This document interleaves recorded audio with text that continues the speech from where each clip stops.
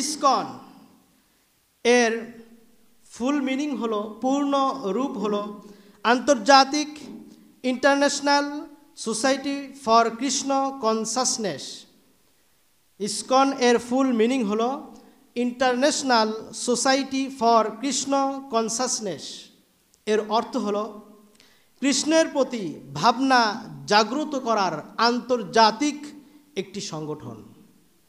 এরা নাম দিয়েছে যে আমরা এই সংগঠনটি তৈরি করেছি আমাদের প্রভু, আমাদের সৃষ্টিকর্তা কৃষ্ণার প্রতি ভক্তি, শ্রদ্ধা এবং মহাব্বত, তার পূজা যেন বেশি বেশি করতে পারি, এই জন্য আমরা এই সংগঠনটি তৈরি করেছি। মূলত এটা মূল ধারার, সঠিক ধারার কোনো হিন্দু সংগঠনের নাম নয়। এরা হলো উগ্রবাদী, সন্ত্রাসী একটি হিন্দু সংগঠনের নাম। কেমন সংগঠন?